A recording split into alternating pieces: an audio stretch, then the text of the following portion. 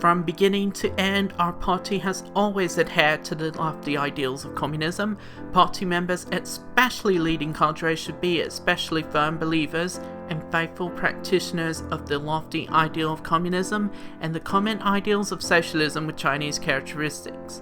Faith in Marxism, a socialist and communist conviction, is the political soul of the Communist Party member. They are the spiritual pillar that give him the strength to undergo any test.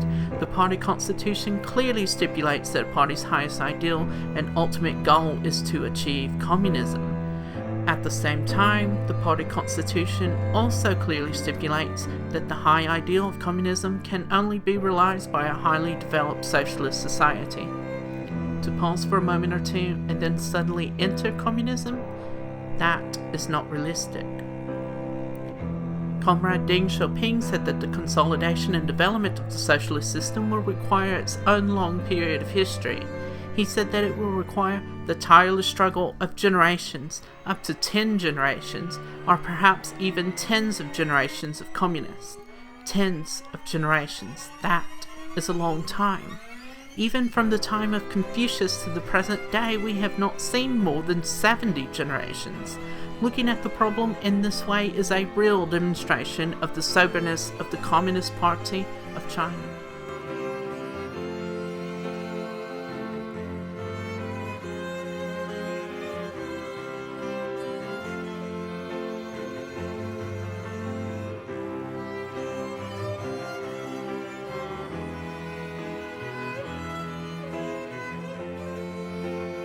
We must recognize that our labours today and the unceasing work of so many generations in the future are paired together, all moving towards the ultimate goal of achieving communism. If we throw away our Communist Party's lofty ideals, we will lose our direction and become coldly utilitarian. At the same time, we must recognize that the realization of communism is a very long historical process. We must ground ourselves in the struggles of the present moment and keep our work down to earth. Socialism with Chinese characteristics is our party's most fundamental unifying program. The program of socialism with Chinese characteristics is, in a nutshell, to build a prosperous, strong, democratic, civilized, modernized, and harmonious socialist country. Not only is this program based on the basic national conditions in which our country is now in, and the primary stage of socialism in which it must remain for a very long time, it also does not depart from the highest ideals of the party. Thus, we must tread the road of socialism with Chinese characteristics with resolve. We must keep the sublime ideals of communism in our hearts, with unswerving conviction to implement the party's basic line and program for the primary stage of socialism. For every job we do must be done well.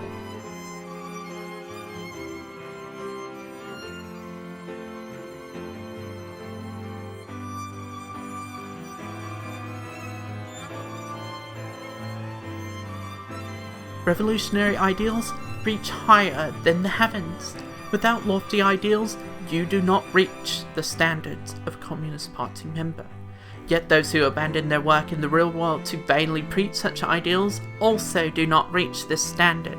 In our party's 90 years of history, one generation of communists after another did not hesitate to shed their blood and lay down their lives for the independence and liberation of the people. They did this by relying on their faith and ideals. Even though they knew their ideals would not be realized by their own hands, they firmly believed that as long as the generations to come continued laboring, as long as the generations to come continued sacrificing for this goal, then their sublime ideals would be realized. Today, their objective criteria to measure whether a Communist Party member or a leading cadre aspires to the lofty ideals of communism. Will he devote his whole heart and purpose to the service of the people? Will he suffer hardship first and postpone enjoyment until later? Will he work diligently and perform his duties honestly? Is he willing to dash ahead, regardless of danger, to fight and consecrate his entire spirit, his entire life for these ideals? Every hesitant, undecided conviction, every hedonistic way of thinking, every self-interested behavior, every style of inaction is incompatible with these ideals.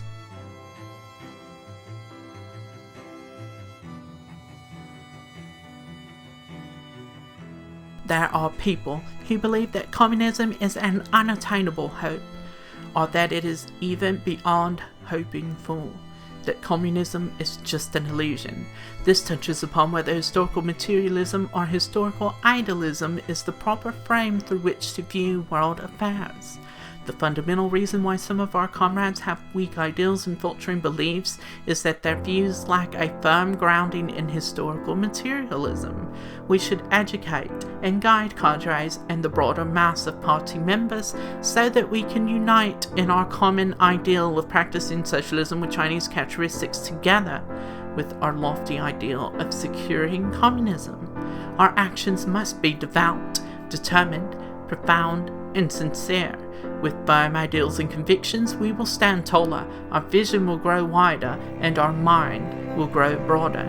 We will adhere to the correct political orientation, stand without arrogance in victory, without despair in adversity, enduring all sorts of risk and consciously resisting the corrosion of decadent philosophies, forever fostering the political essence of a communist.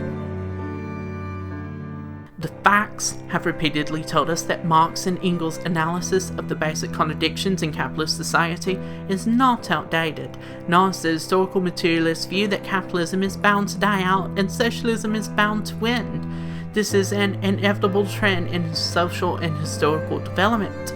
But the road is tortuous. The eventual demise of capitalism and the ultimate victory of socialism will require a long historical process to reach completion. In the meantime, we must have a deep appreciation for capitalism's ability to self-correct and a full objective assessment of the real long-term advantages that the developed Western nations have in the economic, technological, and military spheres. Then we must diligently prepare for a long period of cooperation and of conflict between these two social systems in each of these domains.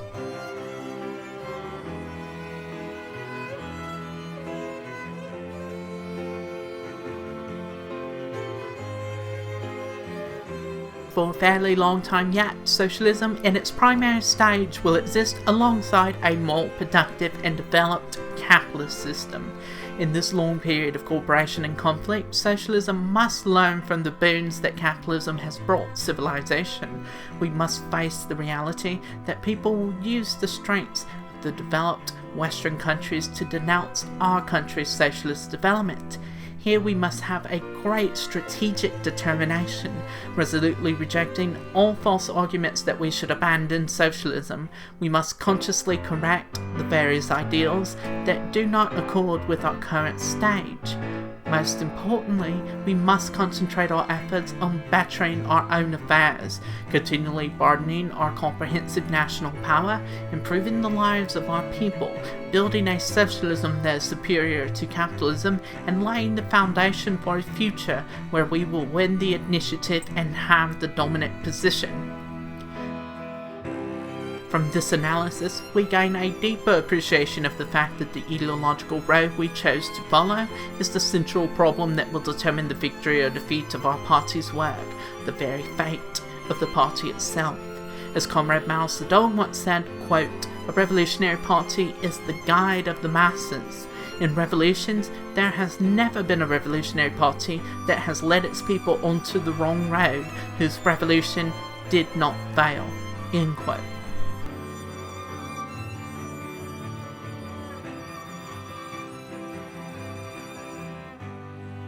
Our party, in time of revolution, construction and reform, has adhered to the national conditions of our country, explored and formed a new democratic revolutionary road, a road of socialist transformation and construction.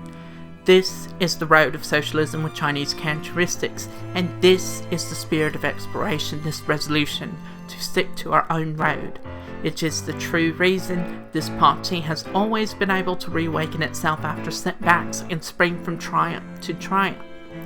The great writer Liu Shan once coined a famous saying, quote, "Even if there is no road, when enough people walk through, a road will be made." End quote. Socialism with Chinese characteristics is the dialectical unity of the theoretical logic of scientific socialism and the historical logic of China's social development. It is a scientific socialism rooted in China's soil, one that reflects the aspirations of the Chinese people, and one that is adapted to the conditions of progress in our times. It is the only way to comprehensively build a prosperous society, accelerate socialist modernization, and realize the great rejuvenation of the Chinese nation. As long as we stick to our own path and unswervingly adhere to and develop socialism with Chinese characteristics, we will surely be able to comprehensively build a moderately prosperous society by the centennial anniversary of the founding of the Communist Party of China, and a prosperous, democratic, civilized, modernized, and harmonious socialist country by the centennial anniversary of the founding of New China.